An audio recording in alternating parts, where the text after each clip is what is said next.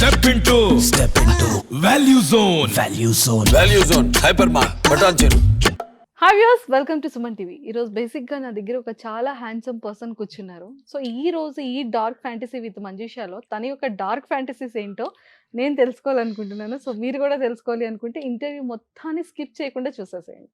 Hi అండి, hi Manjusha, welcome to dark fantasy with Manjusha. Thank you so much. ఏంటి face లో smile లేదు? Smile లేదు కాదు, అది భయంతో కూడినటువంటి ఆనందం. అది డార్క్ ఫ్యాంటసీ అన్నారు కదా, నన్ను అక్కడ డార్క్ చేస్తారని చెప్పి. లేదండి, కంప్లీట్ లైట్స్ లోనే ఉంచుదాం. ఓకే బట్ మీ ఫ్యాంటసీస్ ఎంత డార్క్ గా ఉంటాయి అనేది నేను తెలుసుకోవాలనుకుంటున్నాను. ఓకే ఓకేనా, రెడీయా? మరి రెడీ. ఏం చదువుకున్నారు, ఏంటి? నేను ఇంజనీరింగ్ దాకా చదువుకున్నాను. సో అది అయిన తర్వాత I mean to industry. After నుంచి అంటే ఎలా వచ్చింది ఆపర్చునిటీ? అంటే యాక్టింగ్ ఇంట్రెస్ట్ ఉండిందా ముందుగా? యాక్టింగ్ ఇంట్రెస్ట్ అనేది నాకు ఎప్పటి నుంచో ఉంది, but I didn't get right chance. నేను బేసిక్గా మ్యాజిక్ షోస్ చేస్తుంటాను. ఐఎమ్ మెజిషియన్ అనమాట. ఇప్పుడు నాకు ఏదైనా మ్యాజిక్ చేసి చూపించారు. Okay, I try my best. So magic shows చేస్తుంటే లైక్ ఆల్మోస్ట్ 15 years అవుతుంది మ్యాజిక్ ఫీల్డ్లోకి వచ్చి. సో మ్యాజిక్ షోస్ ద్వారా చిరంజీవి గారు ఎవ్రీ ఇయర్ బర్త్డే ఫంక్షన్కి నేను మ్యాజిక్ షోస్ చేస్తూ ఉండేవాడు అనమాట. సో ఫస్ట్ మ్యాజిక్ షోకి అలా హైదరాబాద్ రావడం జరిగింది. సో వచ్చిన తర్వాత అక్కడున్న లింక్స్ తోని, వాళ్ళ హెల్ప్ తోటి అండ్ అలా ఆడిషన్స్కి అటెండ్ అవ్వడం, సినిమాలో ట్రై చేయడం. సో నాకున్న ఆ ఇంట్రెస్ట్ నాకు అక్కడ చూపించడంతో ఒక్కొక్క సినిమా ఛాన్స్ వచ్చి అండ్ అలా ఒక 6 movies చేశాను. ఒక క్యారెక్టర్గా చిన్న చిన్న క్యారెక్టర్స్ చేశాను. ఏ మూవీస్? సైరా నరసింహారెడ్డి మూవీ చేశాను యాక్చువల్గా. యా, సో అది గుర్తుపడడం కొంచెం కష్టం. మీలాగే కొంచెం ఎక్కువ జుట్టు, రింగుల జుట్టు ఎక్కువ వేసుకొని, ఐ మీన్ కొంచెం ఎక్కువగా హెయిర్ ఇంత గడ్డం వేసుకొని కొంచెం బోయవాడి గెటప్లో ఉంటాం అన్నమాట. సో అది కొంచెం కష్టం. అండ్ మహర్షి మూవీలో చేశాను, బట్ అది ఎడిటింగ్లో ఆ ఫ్రేమ్లోంచి ఎగిరిపోయాను అనమాట. సో ఆబ్వియస్లీ పెద్ద సినిమాల్లో ఒక చిన్న క్యారెక్టర్ చేయడం ఆబ్వియస్లీ ఇంత కష్టపడి చేసి బయటకు వచ్చేసరికి కనిపించకపోయేసరికి ఆ బాధ ఉంటుంది. అండ్ శశి అనే మూవీ ఉంది కదా, ఆది గారిది, అందులో చేశాను. బట్ షెడ్యూల్ మొత్తం లేపేశారు వాళ్ళకి ఏదో స్టోరీ చేంజెస్లోని. మా ఫ్రెండ్ ఒక హీరోగా ఒక సినిమా చేశాడు, తొంగి తొంగి చూడమాకు చందమామ అని. సో అందులో ఒక నెగిటివ్ అంటే ఒక ఫైట్ సీన్ కోసం ఒక స్టార్టింగ్ ఇంట్రడక్షన్ సీన్ చేశాను. అది టెలికాస్ట్ రిలీజ్ అయింది. అండ్ నరసింహపురం అని మన నందకిషోర్ గారి మూవీ ఒకటి, అందులో విలన్గా చేశాను. అండ్ నేను హీరోగా చేసిన సినిమా సిరిమల్లె పువ్వా అని లాస్ట్ February 10th రిలీజ్ అయింది, బట్ అంతగా రీచ్ రాలేదు. అండ్ ఇంకొక శృతి అని ఇంకొక మూవీ చేశాను, వెరీ సూన్ రిలీజ్ అవ్వాలి. హీరో వైజాగ్ అబ్బాయి హీరో. సో ఆ తర్వాత నేను సీరియల్స్ లోకి రావడం జరిగింది అనమాట. ఈ మూవీ గ్యాప్ లోనే కొంచెం ఏదో ఒకటి అంటే ఫస్ట్ స్టార్ట్ చేయడం కళ్యాణ వైభవంతో స్టార్ట్ చేశాను. దానికన్నా ముందు నెంబర్ 1 కోడలో నాకు సీరియల్లో ఒక క్యారెక్టర్. నెంబర్ 1 కోడలు కూడా top serial. Yeah actually Sasirekha Parinayam కూడా చాలా మంచి సీరియల్.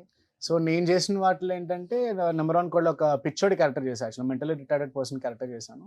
దాని నుంచి వచ్చిన రెస్పాన్స్ తోటి నన్ను కళ్యాణ వైభవంలో నెక్స్ట్ జనరేషన్ హీరో కింద పెట్టుకున్నారు. దాని తర్వాత శతమానం భవతి, బ్రహ్మముడి ప్రెసెంట్ 2 రన్నింగ్ లో ఉన్నాయి. సో మంచి top serials 2. So female following చాలా ఎక్కువ ఉంటుంది శ్రీకర్కి, ఎందుకని? అలా నేను లేదు, నేను చేసే క్యారెక్టర్స్ వల్ల మేబీ అయి ఉండొచ్చు. అంటే ఒక నెగిటివ్ ఒక ప్లే బాయ్ లుక్ లో ఉంటే ఖచ్చితంగా ఈ మధ్య జనరేషన్ లో చూసుకుంటే అమ్మాయిలు కొంచెం పద్ధతిగా ఉండేవాడు కన్నా ఎక్కువ ప్లే బాయ్లకే పడుతున్నారని టాక్. సో దానివల్ల సో ప్లే బాయ్లకి ఎక్కువ పడతారు కాబట్టి, సో బ్రహ్మముడిలో నా రాహుల్ అనే క్యారెక్టర్ కొంచెం ఫాలోయింగ్ పెరిగింది. నేను శతమానం భవతిలో నేను కంప్లీట్ డీసెంట్ క్యారెక్టర్ అనమాట. ఒక మంచి హస్బెండ్, ఒక మంచి అబ్బాయి, ఒక మంచి కొడుకు. ప్లే బాయ్ కి ఎక్కువ ఫ్యూజ్ రెస్పాన్స్ వచ్చిందా అమ్మాయిల దగ్గర నుంచి? ఇక్కడ డీసెంట్ గా ఉన్న హస్బెండ్ క్యారెక్టర్ వచ్చిందా? అంటే డీసెంట్ గా ఉండే హస్బెండ్ క్యారెక్టర్ నాకు ఆంటీల నుంచి ఎక్కువ మెసేజ్లు వచ్చేవి. అంటే ఏ ఉద్దేశంలో అంటే చాలా పద్ధతిగా, చాలా డీసెంట్ గా ఉన్నారు, ఇలా చాలా బాగా చేస్తున్నారు, మంచి పర్ఫార్మెన్స్ మీది, సో ఇలా ఎందుకు బాను నేర్పిస్తున్నారు, లైక్ క్యారెక్టర్ని ఎందుకు ఇలా హీరోని నేర్పిస్తున్నారు, సో ఇలాంటి టైప్లో ఉండేది.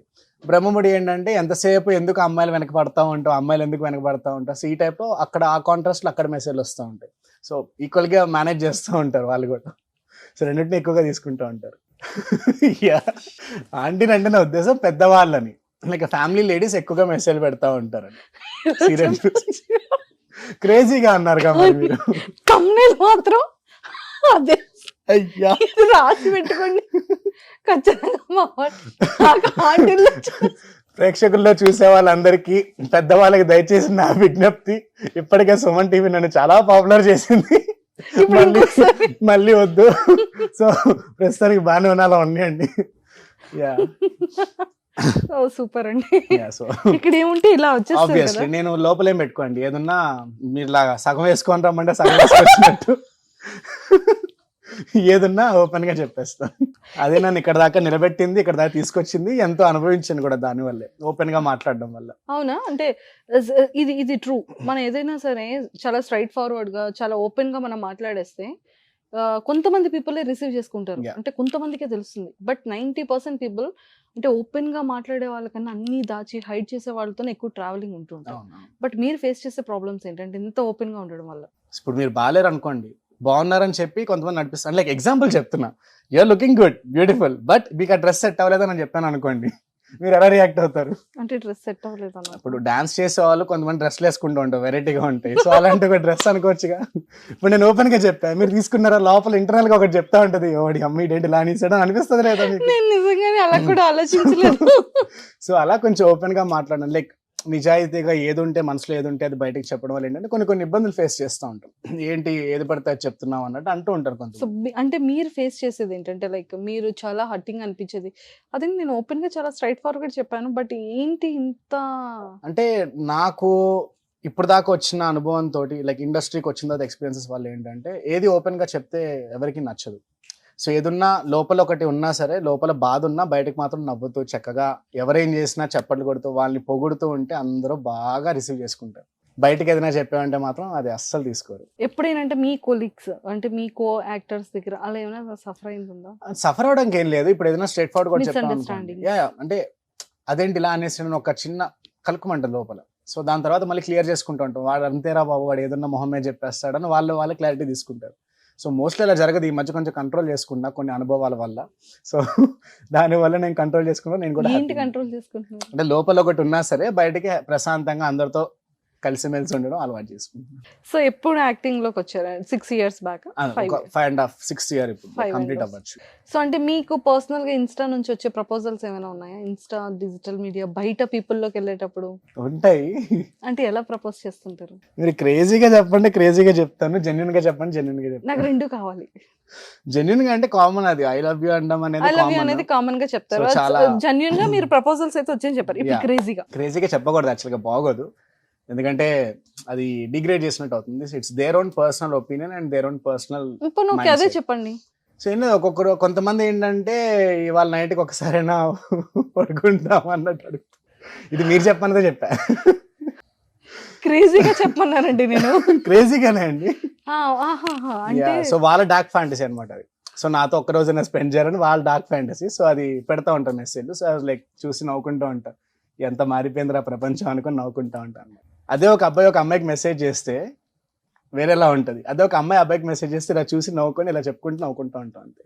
ఓకే. అది సో ఎవరైనా డేట్ కి పిలిచారా?